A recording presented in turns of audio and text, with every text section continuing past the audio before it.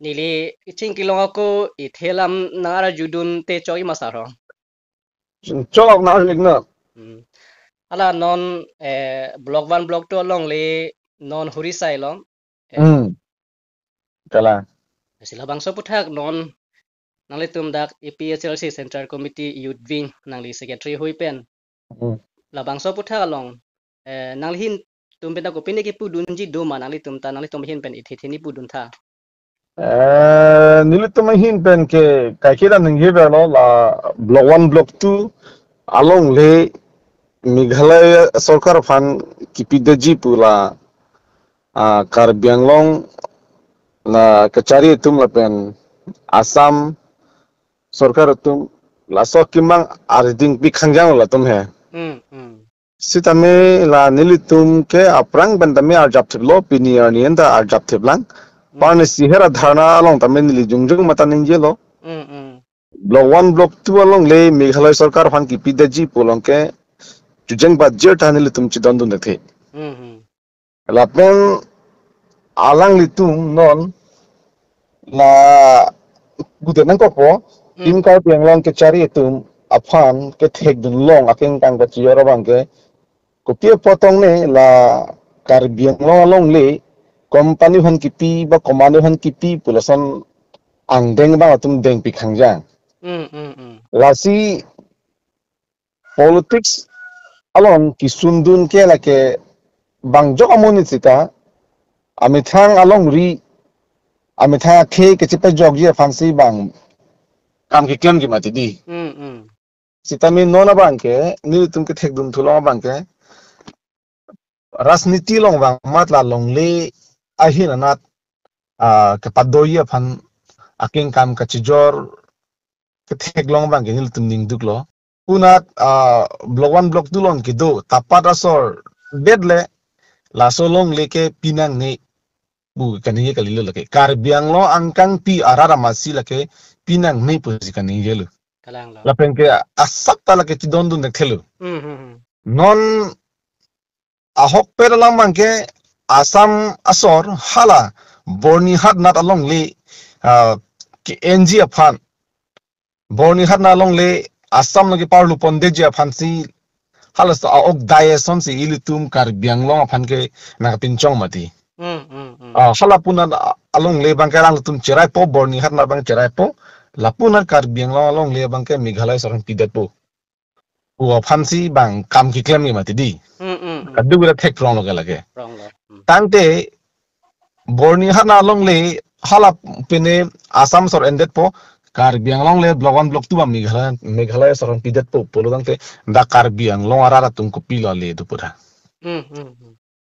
lasmi la ke thekdak lapo an ke thekdak afisita itum Karbiang long termas konser ke cari tum jong si langdon dinglo polo dangte lake mo kiwang jilang awe tum phan isi ke thedung ahilik ki hutikang asom si mandet po ahok lo non government atum itu malong lenang kiti bangsa ke cistik lo la penta Karbiang lo government ke cari atum ta ki pideti bangsa ke cistik lo sita rat jong si thurpak pen iklaivet ning sivet pen arjap thiblo polo dangte la solong le itum pejak dun unji la sinili ke ning thedu athema elitum jat punon akichun nilitum episode se party pen ke klem akichun nitum chi theklong bom lo bisarlam non solar project di 18,000 bikha long le kijor de jipula Karbiang long kecari itu Assam Sarkar tu ki mangalong ta nilitum episode se party ben arjab dun thiblo la pen rat tum nang chi to dun lo la so ki to pen josepini itum la ta khang un check lo ke la si la so 18,000 bikha long le solar project aphan ki khang dun check lage ke lamsu gali lagi Asian Development Bank atum ke funding ji pu a project lo la pu anak ke hedung a funding bang ki khangdun check ke lage anam kang hon la ben rada kang hon ki tu ben potsi lage khangdun un check lo la sona taxi non la block 1 block 2 along list ame ele tum jong si mangsip pen eklaivet pen rat ka du ka be ning si vet pen la cherap chitolo polong te la bang ke ele tum pejak dun unji pen isi adho tum ma tahi mene halage block 1 block 2 ke west Karbi Anglong ha border ke lake ni tum dak east Karbi Anglong ke thangna ta effect fedaji ba komane tum ton thangna effect fedaji akisu ngabedaji pu lama thanang ni kali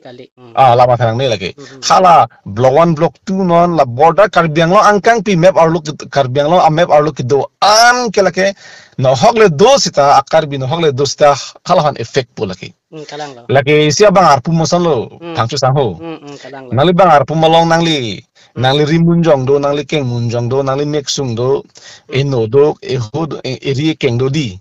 sita nangli keng munjong so yong si nangli patikung ket lo polo tang te amek do ak lo polo tang te nangli reng ki soji ke nangli bang arpu masin nangli sodaji that means mane lake asap so le keng mun long le amek dolo pote ibang arpum sila ke akiso ke long lo kalang lo hik la busnak taxi hala block 1 block 2 long jong si minghalai sama pidat pote lake itung ke do ko kar biang long aplang ama sila ke akiso ke long son mandet po lake ahok lo lasi la bangso akiso bang ke chepe jok dunje bang ke non raratum kadu ka we chelang pet pen itum cerap situ ubek nangji lake lasi labang so along le la kepa jok dunia fangi kar biang long angkang pi itum riso jang mandang lok asar pisar pu kadu ka beta lake mane kosono pi ho responsibility dolo lake lapen lake ajab dun vek nai fangi saho lapen ni tum kroi kre lake lapen la nangli pulo la bangso ke pajok dunji bang ya rat pen thur bek nangji lapen rat song pak lote lake pejok dun unji pulo la churu lo lasi nilihin pen ako nang kar dunji bang kala lo non Karbi Anglong BJP non chief executive member CM Tularam long hang meeting long ningje ver je Karbi Anglong long li la ni duti ka bang ke chuyeng bajir ta pipi pulo sitame kahuri saya bang ke la in Karbi Anglong map along ana bang ke ahi la son si ahoy aduela maputhak bang ke cheke bitum nang ke pet mate nang ke right ongdung lo ila bang so puthak chuyeng bajir ta pipi puram hang ningje lo sita la so puthak alam ki nang klang bom lo long le lam ki la se konat na sila Karbi Anglong adang map an non block 1 block 2 pen cheng lok Karbi Anglong le bang ke cheke bitum nang cherai la pen Karbi Anglong map ang kang long pen bang ke nang ke pet la long ko andu nang li EPSRC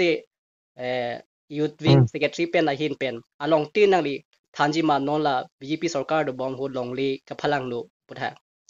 adi ma jakat pu yatha ko ansi Karbi Anglong kenaan dolo lake ilitum langdam pulang te dak kosono pi ho hola chu panchayat election hudi panchayat election hut Tonga district Golagha district pen Karbi Anglong arlo election bidar lo mati hala election ki bidar dim an ke lake asam si parlo pondat lo lake arona teng pen athe ilitum Karbi Anglong arlo ke 6 sidul ke lake applicable kali la pen ilitum asar jay ke thara nimang la ningjelo isi along rilong ke dc tum kelang dunji ke khang dunji halatum long si pina ana jakong ke dulu non hola plain district lo panchayat election hut plain district lo adisi atum si bang wang pensi itum Karbi Anglong arlo rong inquiry ke thom lapuna duar baguri kan tunalo ke di kalang lo puta lo duar baguri hawar la pengela punat kosono piho duar amlanat lai hui ke litum theglong dak lo ke bang dakar biang lo boy thala uthat langso la bojar hi thilong bar mas bang panchayat election ahud apostar ng pe bon lo ke mati eba dana campaign ke bang lo ke mati lalo polong te la ke arona ting pen ke la ke asam parlo ponalu la chujeng bajir kamali lo chujeng alangli la CM tulan mo ha ki haya chujeng amat aklai thi mapu hanjalu hola puna ke bang hajar ciri si bang parlo pondet lo rong kora ke thom lapuna ke rong kripti so sebon duaram la na ke lan arong parlo det lo polong te lage CM chujeng kalan ga weibo alang le theglong lo lage la si lapuan along le dang ki dam ju Assam long ki dam ju la non mat ke tum Karbi Anglong arak tum in samri nang nak sitara itu masar ja ke thar la pe tum ki ningilo nilu tum ke lake Assam ke parlo ang theglo panchayat ang parlo lake panchayat ang parlo lo pot lake plan district ke plan lo lake la Karbi Anglong along le an ke Assam pen ke parlo plan district ke pachi pamana bang ke along tina bang puthak nang li hui pen rada phan pachini ma adima jakat la anang bartang lo so dim ta la anang bartang lo po puthak Assam plan district ke nang parlo det Karbi Anglong along le amep ang bong pen nang ke bar la so dim al jakat anang li than pachini ma Assam pe nang ki bar na pu nang pene arlo nang ki lut polo dang te la non li ki pula duaramla na lo la pen la pena duar baguri na lo la pen la pena ta pun nilip nan golaghat district ki dai na pena ta nang bar pikan lo itum dang na thelong ji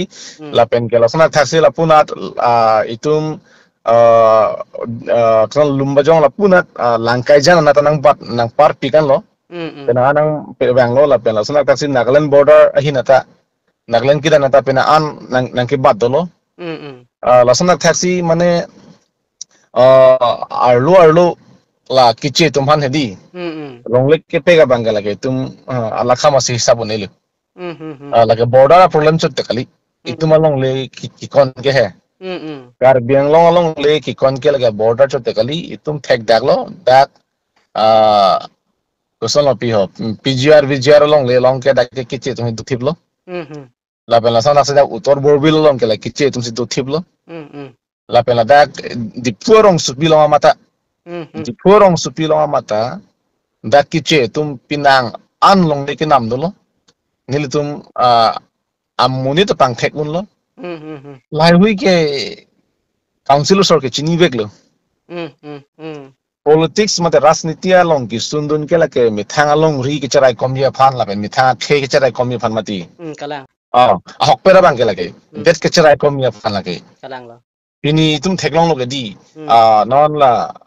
parliament long ka tumi di long hangjo lo ko mati hala pene kosan pi ha Rahul Gandhi ke hai tum hala la pen ke la Gaurav Goya ke hai tum kapre ka leader tum hala pene Kashmir alam hala achu le ron ki do dim he lai hui alam ben people ko chi hangjo ke lage det alam mo lage kalang lo border alam mo lage lasi li tum majok le politics mante rasniti long sundun stala ke amitha det amitha khe ke chala komi phan sita amut pialam bangke la BJP sarkar nang chari lo pen amitha det ke chala kom bang thekdam long le long le ki kon se ong monak la penon ki ong dum ki konje bangke la yo ko son ke pui ho block 1 block 2 acap belo ke la pene solar project ta jong si nili tum jong se la rap tum ben thur pak pen song se pen sel la pi et poke piat po timala lagi 18,000 bikha mamuli gani la pen angko non la Reliance company tum han benda angko lo chitok thai lo 12,000 bikha di la CBGMN pen la ta chitok ali lo la pen la sana thaksi akhala West Karbi Anglong nat pen ana project la son deng li lo la si lai huya bangke alang tum mathalo development man pusi ninjel he stala so development bang ke la ke longle ki jor development bang pusinil tungke theklong rong lo kalang lo si CM tu dalam rong hanga ki hai alang li tame akai ding piang bong CM manver ji la pui kali sita alang li ta bujin ang ji apollo la non alang li jakong do unti ko hut jong se alang li ko pene long le krai kom ang denga bang jong se alang pe 30% de mo phurki mu da alang li men alang li nong nam do ji he do ji la lo hok lo sa nona teng pululang te alang li people ne la bang perang lam bo apollo chini ni galo sita nona teng puda ki me yang theke theklong ni dalo he kalang la si komani ki hoi pen komani ki than ki mum ben jong se alang li no teng la long le ke padoya kamang along tin long ta chi don dun do pul te lage alang li phan aki me yang theke nang lang tu de jenta ahok lo tang te lai si alam ar jin thulang nang li tum ta APSLC youth wings central committee nang li secretary hoi pen ka do wel mang than lo la si la long le ka do we kona si kon ma Karbi Anglong am me pen ko an si non bang display district ke long le ke dam lo ma mi khaloya pen chenglok ta pen Nagaland na thu pen chenglok dor bagri Kajironga na pen chenglok la pen na kapre ka long se ta mi nang li tum ketar li pen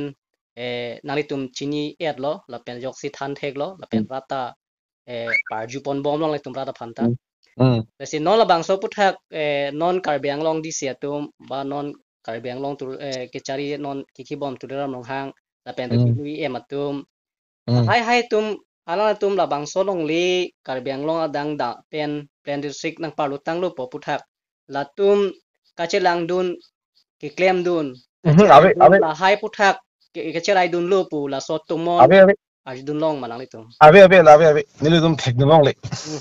boson le tum ala tum dam hut technolong le bustami tum media long tum technolong nai ala tum technolong le alang tum kacharai kom dun nola chu panchet election hut bang election ang bi dera khurun ta thang nat alam ta thang na statement ani tum technolong le la pene administration hin mena theklong le la pene tum kar benglo termas council ke charia tum pena mata theklong le kar benglo secretary tum pen alam kani mena theklong le la pen ilu tum long that koson lo ke pi ho ero tum da di la pen ke revenue yam sojong dolo alang tum mata la hui along le puthak ningji dun di la long li nang ke badlo pulong te nang pene nang ke anlo pulong te la ke revenue yam tum ke la ke responsible setan mati di lai hui thetan same ni tum thekdam long le la pen disia tum mata me la ke responsible thetan kang ya lo kita me la sona bang ni tum thekdam long le non la block 1 block 2 hin na lo la taparanat huri sai lo ke mati di huri sai lo bang ek tum thing piorong ki chor ka do ka ve